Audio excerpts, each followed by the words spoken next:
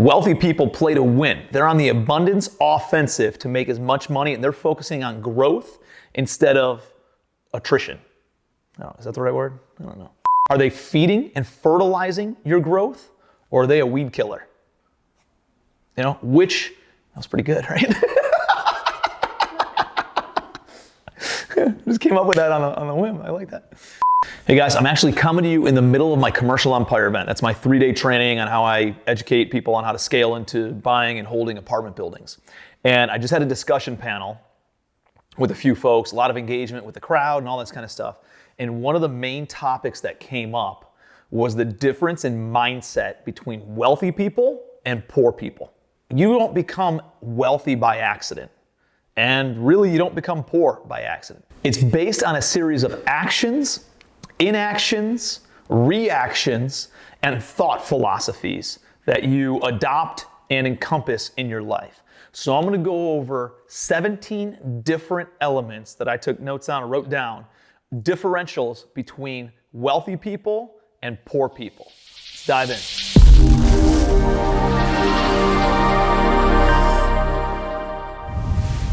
Number one, wealthy people create their life. Poor people say that life happens to them. You have to take 100% responsibility over your life. You are where you are, whether good or bad, based on the decisions you've made, the people you've surrounded yourself, the books you've read, the seminars you've attended or not attended. It's all based on the decisions that you've made in your life. That's why you are where you are. You need to take 100% ownership over it. Usually people only take ownership when they win, right?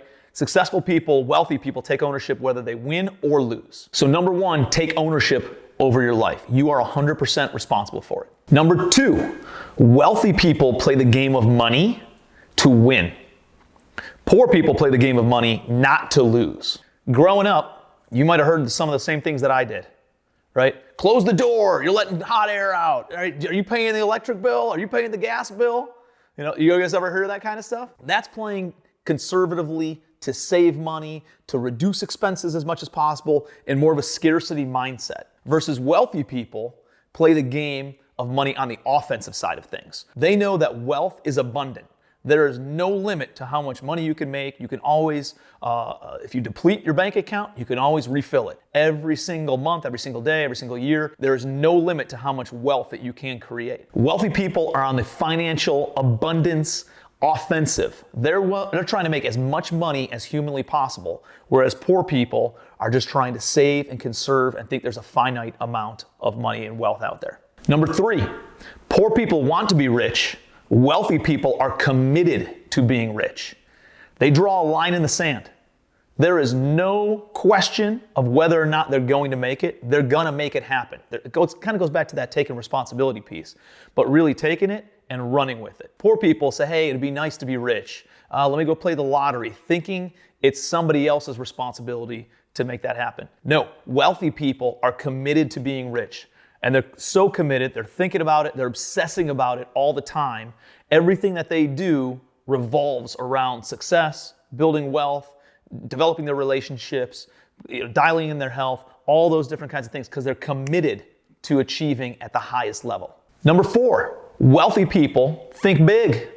Poor people think small, right? I've found that the greatest differentiator among levels of success is not in the connections, not necessarily the resources, definitely not education, definitely not socioeconomic background or what you grew up with, or race or color or gender or anything like that. The number one differentiator from levels and size of success is based on the size of your thinking. Why is Elon Musk the wealthiest person in the entire world? Because he thinks bigger than anybody else. Jeff Bezos thinks bigger than anybody else. That is why they're having levels of success. You play with dollars, you're going to earn dollars. You play with thousands, you're going to earn thousands. You play with millions, you'll earn millions. You play with billions, you will earn billions of dollars. Think bigger. Number five, wealthy people focus on opportunities. Poor people focus on obstacles. There is always opportunity and obstacle in everything that we do. Think about COVID. COVID hits, And you've heard about this K recovery curve, where some businesses go straight down and they're losing. Other businesses are having their best year ever. 2020 was the best year ever for a ton of businesses. 2021, even bigger. How is it possible that the same economy can happen to everybody and some people sink and some people swim? The difference is, which side of the coin are you looking at? Are you looking for the obstacle in the opportunity? Or are you looking for the opportunity in the obstacle? Here's the key. It's your choice. You can decide whether you're looking for opportunities to grow and win and play big, or if you're looking for obstacles on why none of that's possible. It's up to you. Number 6, wealthy people admire and respect other wealthy people, whereas poor people resent and hate wealthy people. Think about that. Think about growing up, right? There's all these things that people say, and they're like, filthy rich. That's an adverse correlation to money. You know, dirty money, filthy rich. When you grow up with that, using that kind of verbiage, or people are using that around you, and it's whether you know it or not, it's planting seeds in the back of your head to be negative towards wealth. And when you see a beautiful car driving down the street and you're thinking, I wonder who that guy had to screw over in order to be able to afford that. Think about that. Think about what you're saying and why you're saying it. The reality is, if you have a negative connotation towards money and towards wealthy people, why would you ever be rich? The universe isn't going to react in the way that you want it to in order to go out and build wealth if you have a negative, adverse thought process surrounding wealth. When I see somebody successful, I'm like, damn, I wonder what they had to sacrifice. I wonder what kind of obstacles they had to overcome to achieve a level of success to be able to afford that car, that house, that lifestyle. And I'm trying to think of, how do I develop a relationship and how do I learn from that person? I admire what they've done. Are there jerks who are very wealthy? Yeah, but also there's some of the most generous people that I know are the most wealthiest people. Because, are they wealthy because they're generous? Are they generous because they're wealthy? I think they're wealthy because they're generous, because they're always giving and leading with value. So change the mindset around what you see and how you feel about wealthy individuals. Number 7, wealthy people surround themselves with other wealthy people. Poor people associate with negative and unsuccessful people. Why is that? It's because wealthy people understand that who you surround yourself with is who you end up becoming. Poor people, maybe they're not aware of that, right? But I'm very self-aware that there's positive impacts in my life and there's negative impacts in my life. The books you read could have a positive impact or a negative impact, right? The seminars you attend could be positive or negative. The people you associate yourself with can be positive or negative. Are they fertilizing and feeding your growth, or are they a weed killer, right? Are they trying to stomp on your dreams, on your ambitions? And maybe they don't even mean to. You know, sometimes maybe it's like, oh, I want you to be safe, right? Do this. But usually it's because they start becoming introspective and they start thinking about, hey, I couldn't do that, so I don't want somebody else to because it's gonna make me look bad. And they start pulling you down, they start tugging you down. You gotta be aware of that stuff. And you gotta start surrounding yourself with people who are supporting you, who are going where you wanna go. If you hang out with people who eat French fries every single day, chances are you're gonna start eating some French fries. If you hang out with people who eat salads every day, chances are you're gonna eat more salads. Wealth works the same way. You gotta surround yourself with people who are talking about money in a positive dynamic, who are talking about goals in a positive dynamic, talking about relationships and health and wealth and all these other things in a positive way, in an upward, positive, growth-oriented type of way versus the people who are always negative and always downtrodden about it. Number 8, wealthy people are willing to promote themselves. They're willing to talk about what they have going on, their wins, their losses. They're open, they're vocal. I mean, some of these influencers you see on social media are no smarter than you and me, but they're vocal about it. And they have big followings because they talk about it. And they're willing to promote themselves. Versus poor people, unsuccessful people, are not willing to promote themselves. They think, maybe that's selfish. I think about how much adverse and learning curves I have had to go through in business. And I feel a sense of responsibility to share these things with other people because I truly believe wealth is abundant. I don't think there's any limitation to it. I don't think that I'm creating competition. I think I'm creating collaboration, and I think I know I can help a lot more people by talking about my story and sharing my story and self-promoting versus keeping that to me. I think it's more selfish to not share your story than it is to share your story. That's the difference between wealthy mindsets and poor mindsets. Number 9, another thing that came up in conversation. Wealthy people are bigger than their problems. Poor people are smaller than their problems. What does that mean?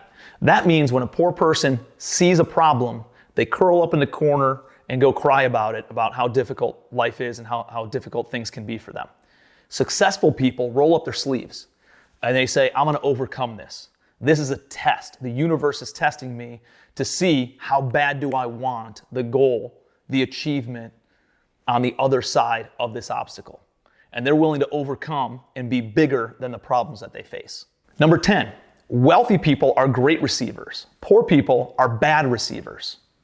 When I think about my career starting out, I always thought that, people say you got to pay your dues. You got to work from the bottom up. All these different things were pouring into my head, and I had this negative self-talk of like, I'm not worth it, right? Until I got to a point where I'm like, damn, I'm changing a lot of people's lives with the content and the value that I'm putting out there. I deserve to do this, right? I'm tired of paying my dues. I'm tired of working my way up. Like, when is it my time to earn? I drew a line in the sand of like, now it's time to start receiving, right? Because I know the amount of value that I'm leading with. And that's a differential between successful people and unsuccessful people. I see that successful people know what their value is, and they're great at receiving. And they're great at receiving because they understand the value that they're leading with. And then the other thing is, they know they can make a bigger impact if they receive more. The more money I make, the more I can give. The bigger hospitals you can build and churches you can build, and you can give to the community more if you receive. Wealthy people understand you got to put the mask on yourself first before you can put a mask on somebody else, right? And start helping other people. The more you receive, the more you can give, right? And I know that the more that I receive, the more I'm going to give. And so I feel good and confident and 100% capable and deserving of the receiving that I get, of the money that I make, because I know the positive impact that I'm going to create in other people's lives. It's a big differential between successful people and unsuccessful people. Number 11 is a good one. Wealthy people choose to be paid based on results. Poor people choose to be paid based on time. Think about that. I want to show you and deliver the value that I create. What is your time worth? I don't want to be paid based on time. I want to be paid based on achieving a certain result. If I can help you make $1 million, what is that worth to you to pay me if I help you make $1 million? Versus trading my time for money. Then I'm always stuck in a certain dollar figure that somebody else is saying I'm worth. I would rather be a driver of these things, of success and of achievement, versus letting something else dictate what I'm worth. Number 12, poor people say either or. Wealthy people say both. I think you say, hey, you can't have your cake and eat it too. Who came up with that? Probably a poor person. Who came up with, hey, how do I have my cake and eat it too? That's a different question. Instead of just allowing somebody to plant a seed of you can't have your cake and eat it too, and accepting that, I don't know. One day I started questioning it. Who made that up? Why is that the case? Why can't you have your cake and eat it too? You start asking yourself those better questions. You start coming up with better answers and thinking, how do I have both? How do I have money and time, right? Hey, well, if you're super rich, they must be neglecting their family, right? Must be a shitty father or a shitty parent or a shitty spouse because they're just focused on business. The question that I ask myself? I ask myself, how do I 10x my results? How do I amplify my results by 10 times this year using 10% of my time? I got to think differently. I got to think about, who do I need to hire? Who do I need to associate with? What rooms do I need to be in? What processes, what systems do I need to put in place in order to achieve that level of success while reducing my time? I love the idea of putting those constraints on myself. And by doing that, I can have both. It's not an either or. 13 is interesting. They're both quantitative values, but one is quantitative right now, the other one's quantitative of like growth. Meaning wealthy people focus on net worth, total value. whereas poor people focus on working income. So they're focused on, hey, how much did I make this week, this month, this year? Whereas wealthy people are, how much did I grow my net worth by? Do I have more assets, less liabilities, or more assets, more liabilities, but the assets grew substantially more than the liabilities? This is something I've been doing for a long time, but I never really realized it. I think kind of you have to be doing a little bit of both, right? Focusing on net worth and cash flow. But if you have the assets, typically, and you're buying cash flowing assets, the cash flow comes with it too. But what I don't want you thinking is, how do I get a 3% raise? Instead of getting a 3% raise, how about going and buying a rental property? Go buy a single family house that generates an extra $300 a month in passive income that pays itself off in 30 years. And then all of a sudden you're making $1,500 a month. And you've built up wealth, you've paid down principal, right? You're focusing on net worth instead of trying to get a 3 or 5% raise every single year. It's a huge difference, and it's gonna put you on a different trajectory of, let me try to scale up a little bit versus going straight to the top.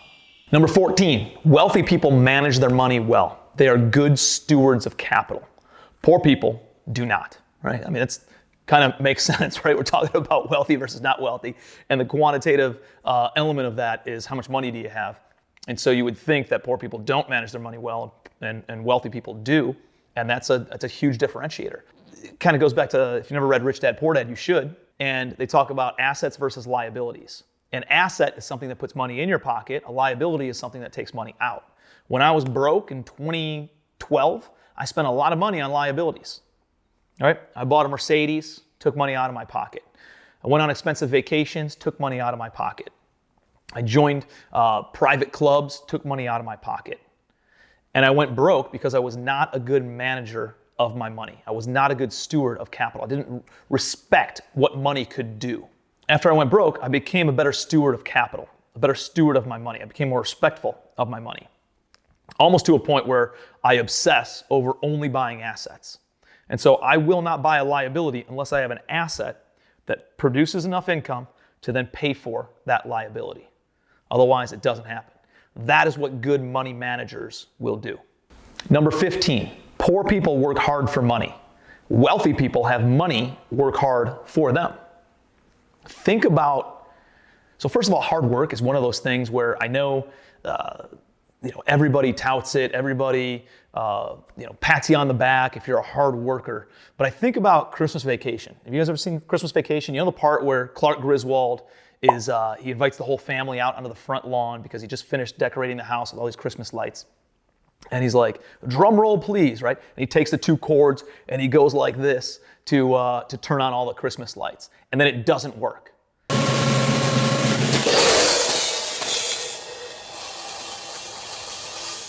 And the whole family's out there. And the mother-in-law, she's drinking her wine or whatever, belches and she goes, "Whoa, what a silly waste of resources." And the daughter, supporting her dad, says, "Well, you worked really hard, Grandma." And the father-in-law says something that is revolutionary from a thought perspective. The father-in-law goes, "So do washing machines." And I think about this every time I see this movie. And I was like, oh my God, he's right? Like, if it was all about hard work and hard work dictated success and what's successful and who's not successful, people who do really hard work in factories, those people would be the wealthiest people in the world. It's not about hard work. Washing machines would be multimillionaires, right? Because they work hard. But that's not about hard work. It's about working smart, not hard. And how do you make money, save money, and then deploy your money into income-producing assets? So now, when you sleep, you have money being made for you, right? If you work for money, you will work until you die. But if you have money working for you, you'll be able to retire, have the lifestyle, have the time freedom, and the financial freedom that I think we all want. But you gotta have this little army of dollar bills out there being deployed, producing interest income, residual income for you, working whether you sleep or you're awake. You gotta have your money working for you. Number 16, wealthy people are constantly learning and growing. They realize they don't have all the answers. Poor people, they've got it all figured out. They've got all the answers. Poor people will give you their opinion for free. Hey, don't buy that, don't do this, don't try this opportunity, don't blah, blah, blah, blah, blah. They gladly give you their opinion. The key, though, is you buy into their opinion, you buy into their lifestyle. Rich people call giving their opinion consulting because they understand how valuable that information is and what their opinion is because they've already done it, right? You buy into the opinion, you buy into the lifestyle. Make sure you are focused on surrounding yourself with the right people, on taking opinions of people who are where you want to be, and constantly learning and constantly growing. It doesn't stop in high school, right? After you graduate high school, people are like, I don't have to ever go to school again. I still read books. I still listen to podcasts. I still watch and go to seminars and see speakers and watch YouTube videos that are growth oriented because there's a lot of stuff that I don't know. The world's constantly changing. Cryptocurrency and e-commerce and all these other different things in the real estate world. It's a constantly changing thing. So you always have to be learning and dialing up your level of insight and knowledge in order to then better attack situations, business, life, relationships, and everything else. You got to be constantly growing. Number 17, and this is a good one. Wealthy people act in spite of fear. Poor people let fear paralyze them. Think about this. Fear was created. It's something that we evolved with over millions of years as a species because fear was correlated with danger, which was correlated with losing your life, right? You had to worry about a saber-toothed tiger jumping on your friggin' neck 3 million years ago and eating you and your family alive. So if you heard a twig break behind you, it instilled fear, right? Your hormones go crazy and all of a sudden you're like, you're in fight or flight type of a mode because you correlate fear with death. We've evolved as a species. Over the past several hundred and a couple thousand years, things that we're fearful of are not necessarily still life-threatening, right? The idea of, if I buy this rental property, I could get foreclosed on. Or if I pursue this business endeavor, I could go bankrupt. So I understand that there could be a fear about, starting something new and there is downside potential risk to starting new businesses or whatever. But it's not life-threatening. You're not going to die if that deal goes south, right? Yet we correlate that same fear of, I could make money or I could lose money with death. Think about that. And so you're not making decisions on you and your life because you're worried about dying from something that is not life-threatening. And poor people let that paralyze them. I want you to realize something. Faith and fear are the exact same thing. Both are believing a story in our head that we make up about something in the future that may or may not happen. Right? I'm fearful that this could go wrong. And the difference is one is negative and one's positive. Fear is a negative belief on what could potentially happen in the future. Faith is a positive belief on what could potentially happen in the future, on an event that has not yet come to pass, right? If they're both stories in our head, the beauty of this is that it's in our head, and we get to make the decision, do we want to be fearful or do we want to be faithful in pursuing different things? So whenever I come across something that gives me anxiety or gives me fear of whether or not I should pursue it, I think about what is the worst case scenario and what is the best case scenario? And typically, worst case scenario is that deal goes to zero. But there's a floor. It stops somewhere. Best case scenario is it could go to the moon, right? There is no limit, no cap, no ceiling on financial wealth and how big you can build it. Instead of focusing on the fearful side of things, what if that deal goes wrong? What if it goes right? What if I go broke? What if I got rich? What if my family has to move out of our home? What if you built a moat, a financial moat around your family that nothing could ever get through? Why not focus on the positive instead of the negative? Poor people focus on the negative. Wealthy people focus on the positive. And even though there is maybe a little bit of fear or anxiety still there, they will act in spite of that fear. They will overcome it and they will push beyond that fear in order to achieve their goals. The why has to be bigger than the how. So I hope that was helpful for you guys. I hope you guys got a lot of value out of that. Hopefully you take some notes, and hopefully you pursue the wealthy philosophies and make a bigger impact, right? You cannot help the world. You cannot help your village. You cannot help anybody unless you really change your mindset. So focus on changing your mindset, changing your philosophies. Everything else will change for you. So I appreciate you guys being here. If you got some value out of this, give me your biggest takeaway. What's your favorite one out of all 17 of those? That's the most mind-boggling or mind-blowing for you, that gives you the biggest epiphany. And put it in the comment section. Give me a like, and anybody that needs to hear this in your life, please share it with them. Send it over to somebody and who would get a lot of value out of this. The reason I put this together is to try to help as many people as I possibly can. And I do that by you helping to share the message. So appreciate you. Love you guys. Until next time, be your best.